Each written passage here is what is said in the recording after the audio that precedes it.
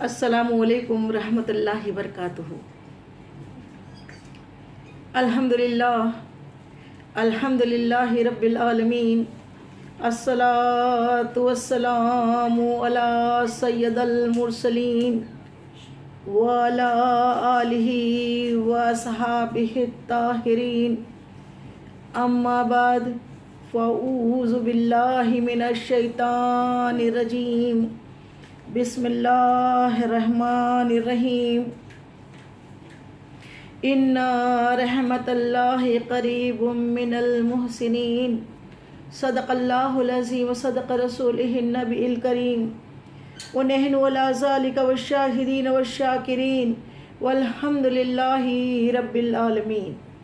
معزز سامعین، ہم سب کچھ سنیں یا سنائیں، اس سے پہلے مناسب ہی نہیں ضروری سمجھتی ہوں کہ گنبد خضرا میں آرام فرمانے والے ہمارے آقا و مولا، ہمارے غم گسار آقا، وہ سونے سونے پیارے پیارے مدنی آقا، جو رب کے محبوب، دانا غیوب، مکی سردار، مدنی تاجدار، ہم بے بسوں کے بس، ہم بے کسوں کے کس، تمام عالموں کی رحمت، تمام عالموں کی جان پر نہایت ادب و احترام کے ساتھ درود و سلام کا تحفہ اتنی محبت و عقیدت کے ساتھ پیش کریں کہ تمام زمین و آسمان کے فرشتے گواہ ہو جائے۔ یا رب العالمین، تیری ان بندیوں نے تیرے حبیب پہ درود و سلام بھیجا ہے، تو اس کے صدقہ طفیل تو ان سب کے تمام صغیرہ و کبیرہ گناہوں کو معاف فرما دے۔ تو پیاری بہنوں، بڑی محبت و عقیدت کے ساتھ درود پاک کا نذرانہ پیش کریں۔ پڑھیے، الصلاۃ والسلام علیکہ یا رسول اللہ، الصلاۃ والسلام علیکہ یا حبیب اللہ، الصلاۃ والسلام علیکہ یا نبی اللہ وعلی آلکہ واصحابکہ یا نور اللہ صلی اللہ تعالی علیہ وسلم۔ اور دوسری مرتبہ پھر عشق میں ڈوب کے آقا کی بارگاہ میں درود پاک کا نذرانہ پیش کرے۔ پڑھیے، اللہم صلی علی سیدنا شفیعنا حبیبنا مولانا محمد وعلی آل سیدنا مولانا محمد بارک وسلم، صلاۃ و سلام علیکہ یا رسول اللہ صلی اللہ تعالی علیہ وسلم۔ اور تیسری مرتبہ پھر عشق میں ڈوب کے آقا کی بارگاہ میں درود پاک کا نذرانہ پیش کر دیجئے۔ پڑھیے، اللہ رب محمد صلی اللہ علیہ وسلم، نحن عباد محمد صلی اللہ علیہ وسلم، صلی اللہ تعالی علیہ وسلم۔ معزز سامعین، آج کا موضوع، ابھی جو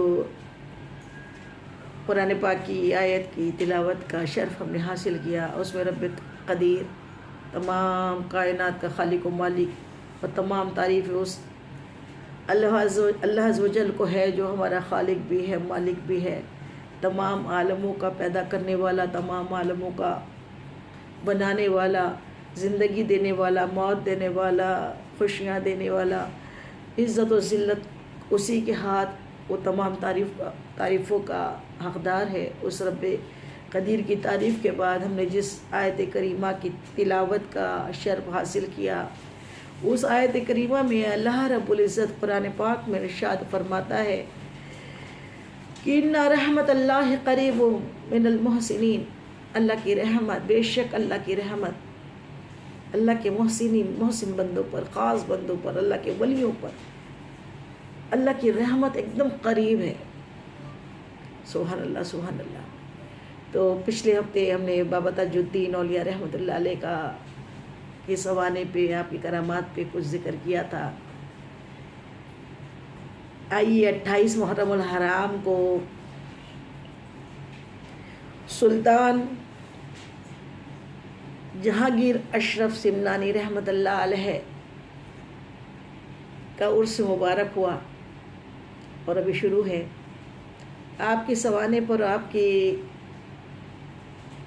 زندگی پر کچھ گفتگو ہم کر لیں۔ ہماری اوقات بھی ساتھ تو نہیں ہے، کہاں آپ اور کہاں آپ۔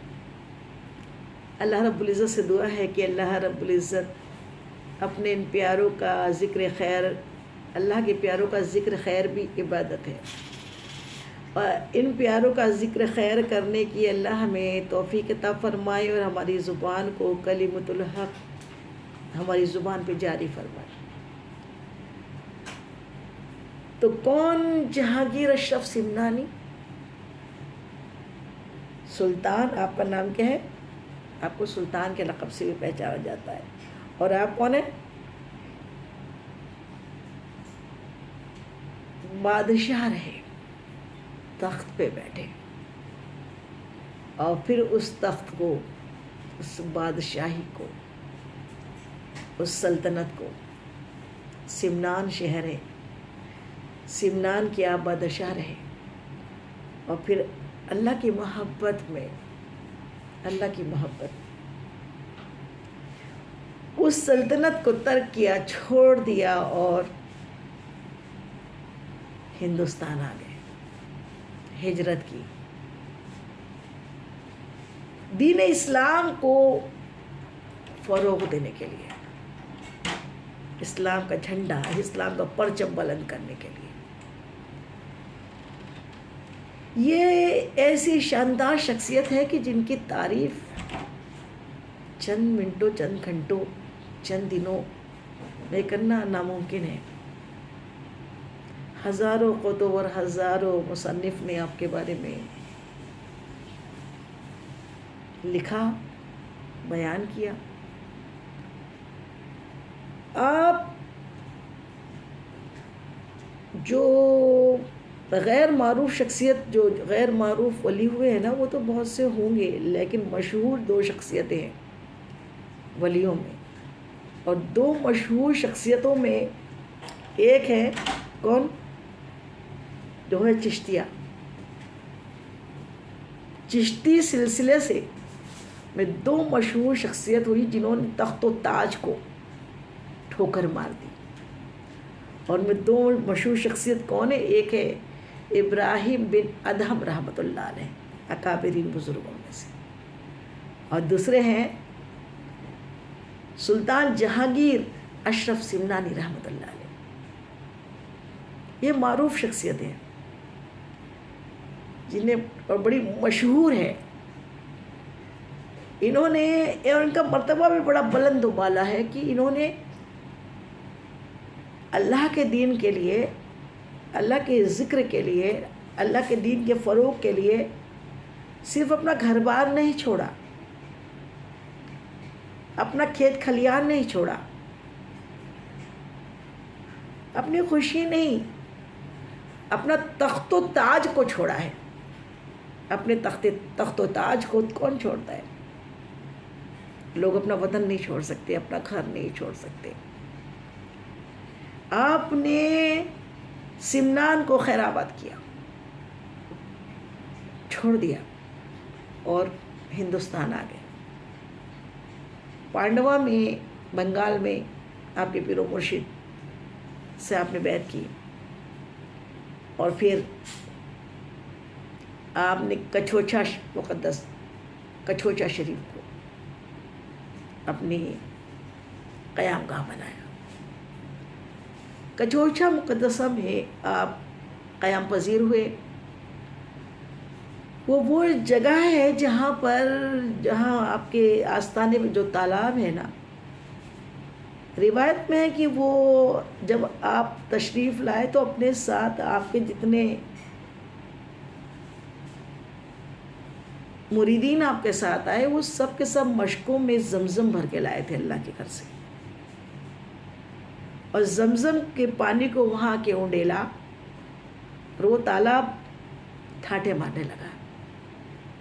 تو وہ زمزم کا پانی ہے، اور پھر سلطان مخدوم اشرف سمنانی رحمۃ اللہ علیہ کے در کا پانی ہے، در پر ہے وہ تالاب۔